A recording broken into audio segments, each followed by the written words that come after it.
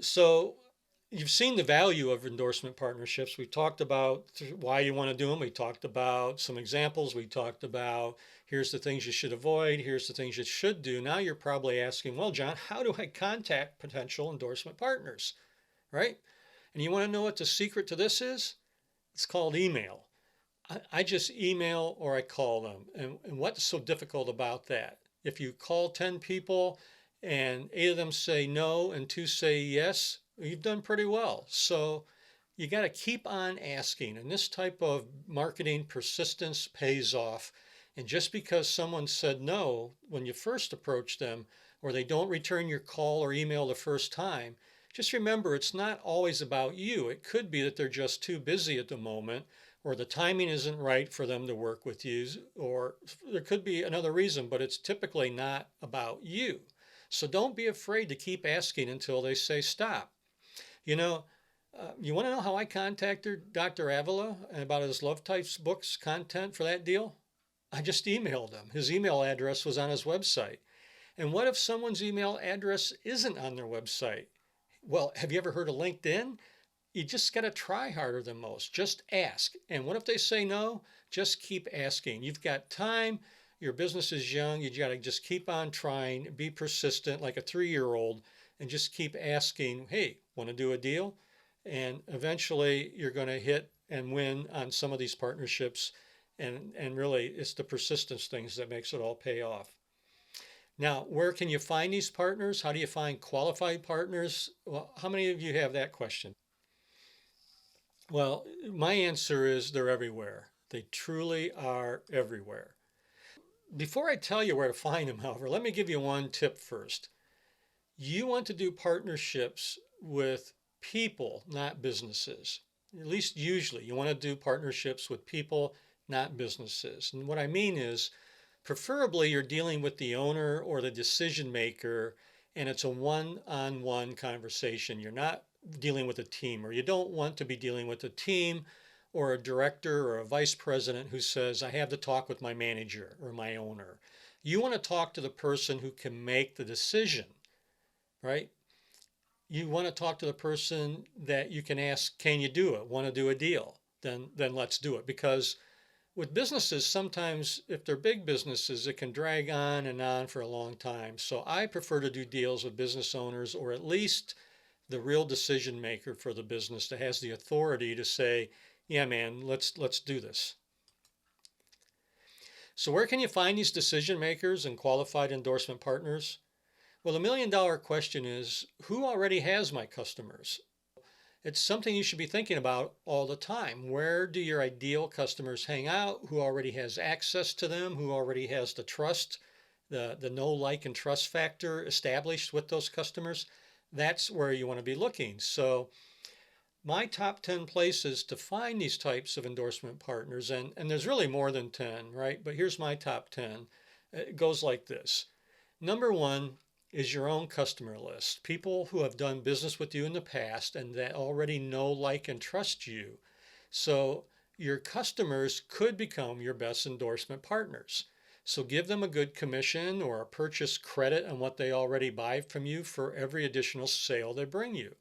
These are what they call the diamonds in your own backyard, and so many businesses overlook the potential of their existing customers to be a partner. Number two, multi-day seminars and workshops, these like 2 or 3 day type events, these have worked very well for me. And guess what?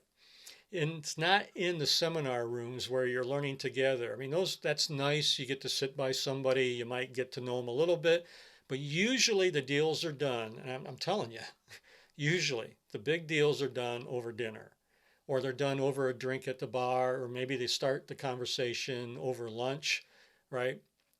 You could start out over a beer, and you can start out by asking them, a simple question to start a conversation, or it could be something like, so what have you learned today? Or what did you find most interesting? So depending on the industry or market niche you're in, and there's summits for all of them, there's conferences and workshops, all kinds of events where other leaders and business people or entrepreneurs attend. And when they go there, they're looking for business opportunities. You go there to mingle and look for endorsement partners. That's where you go and find people to do deals with. Um, Hunting ground number three, or the best place to find partners number three on my list, would be industry associations and trade shows. These are awesome. And why, for example, why do people go to trade shows? Well, they go to trade shows because they want to sell their stuff. They want to expand their business. That's why they're there. It makes them great endorsement partnership prospects because they're looking for opportunities. Trust me, it's not fun exhibiting at trade shows. It takes a lot of time and a lot of money, and it's a lot of work. So they're there because they want to grow. So you want an endorsement partner who is growth oriented, right? I mean, absolutely. So trade shows or association events are great places to find potential endorsement partners. Number four on my list would be your suppliers. So right now, I'm arranging an endorsement partnership with a company called Future Electronics for one of my manufacturing clients. So Future is their main supplier of electronic components, and they have a division that uses and recommends other engineering services. So I'm putting the two companies together to do cross promotion and referrals of each other's. It's going to be a wonderful partnership. Place number five would be look at your local and regional chamber business expos. But don't go there to look at selling your product. Go there looking for potential partners. Number six would be talk to other business or colleagues with complementary products or services. So you want to look for these types of businesses or colleagues on LinkedIn, find out who's advertising in your local media. Just try to connect with as many people as you can who in other complementary businesses or individuals that can bring more clients to you.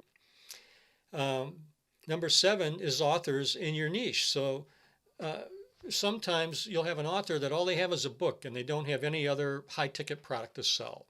And sometimes there's these hidden gold mines there too. So it's pretty easy to approach an author. And a good tip is about how you can approach them is buy their book.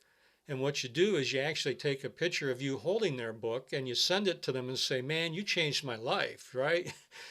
You changed my point of view on a subject or whatever. But you want to tell them, hey, I bought your book and I loved it, man. Especially chapter blah, blah, blah, on page 27 when you say this and that. I just wanted to say, keep up the good work. Then after you do that, after you send them that picture of you holding their book and that little compliment, maybe a week later you say to them, hey, I was thinking about what you said. You've got a book. I just happen to have a product that just may be a good fit for your list.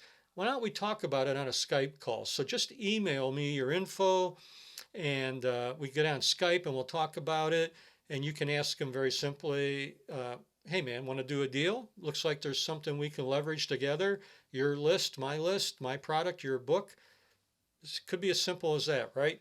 So don't overlook authors in your niche or your field of profession. Source number 8 might be software and app publishers. Every industry and niche has a different software tool they're using. So for business owners, it could be a shopping cart, it could be a payroll cloud service or a construction bid package and so on and so on. So because most software companies focus on the tech, they don't think about everything else. They just look at their technology and they don't see the value of marketing or of their customer list. So just go approach them and try to do a deal. Say, again, hey, you've got a list of people that bought your software. I've got this service that does this. Maybe we can cross promote and share, and it'd be good for both of us. Place to find partners number 9 would be e-business owners, right? So people that do meetups or have mastermind groups or group coaching, anywhere success-oriented, achievement-oriented, growth-minded individuals hang out. These are the types of places where you can find potential partners because they are achievement-oriented and they are looking to build their business. And if you approach them, they may be willing to do a deal with you.